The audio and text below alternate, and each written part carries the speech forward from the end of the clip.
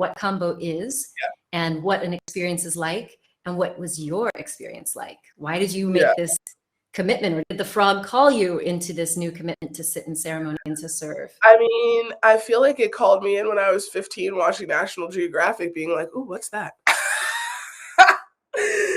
This is what I mean, like the ancestral breadcrumbs. This is a beautiful thing that the medicine can do. You'd be like, oh, that was because of, oh, and that was because of that, and that was because of that. Okay, I see what y'all were doing for the last 28 years, 30 years of my life. Right? And before that, I'm sure. So Kambo is another reason why we talk about sacred earth medicine, because as you mentioned, it is not a psychedelic. It is an emetic medicine, which means that it causes a deep physical, mental, and spiritual purge. It is a physically intense journey in that in order to apply the medicine, we have to open gates on the skin, which is done by a surface burn with an incense stick. And then we apply this secretion from the frog onto those open gates. And it's a blood-brain barrier passing medicine. So it goes into your lymphatic system, causes your immune system to respond. So it's a really beautiful immune boosting medicine. It was actually originally used as a vaccine at a community-wide level during a pandemic. And yeah, within 5 minutes, you may start to feel your heart increase, heart rate increase, get a little hot, a little uncomfortable. You might feel sort of like physically weak. And then you start to feel nauseous. You've also you drink a good amount of water during the process. And so you start to feel nauseous and you start to purge that water into the bucket. And really, more than just the physical cleaning, it's also like purging this story out. So we do a lot of prep work with people around what are the habits, behaviors, ideas, or even people and places that no longer serve you that you're excited to let go of. And that's what you're letting go of into the bucket. And then the integration period is what you are opening up to and what you're allowing and welcoming into your life. So my first Kambo ceremony, I feel like this is a common thing for folks, but after that first one, you're like, I'm never doing that ever again.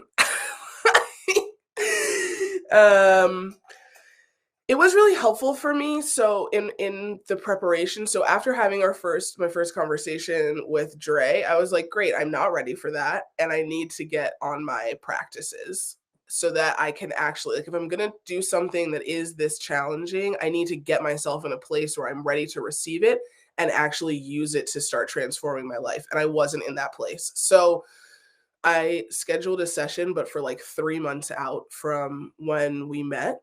And I started to put myself on a meditation schedule. I started to work out more.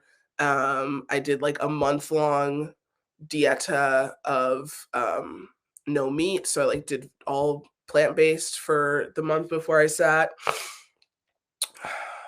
What else? I just started to shift my practices so that after the journey, I was able to continue in and build on those practices that I started in my preparation.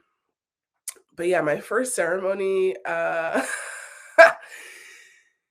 I, along with generalized anxiety, at one point was also diagnosed with body dysmorphia. So I definitely, when I'm not in my highest frequency, attempt to probably disconnect or ignore the needs of my body, even though it's something that's constantly present and I'm always thinking about it, but I'm not taking action on it.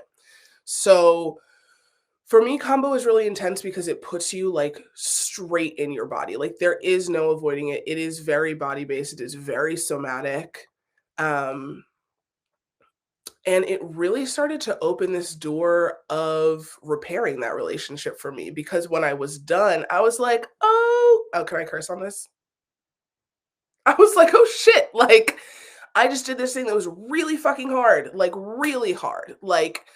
I first off went and trusted this person, and then I had rapé for the first time. And at that point, I was like, oh, I'm out. I'm not staying for this. Like, blew some crazy stuff up my nose. Rapé is a sacred tobacco medicine that we work with, also not psychoactive, for grounding and clearing the mind. But I remember it was like the physical sensation was overwhelming, but my mind was blank, like in a way that it had not been in, I could not remember a time that it was like that, where it was just like blank slate.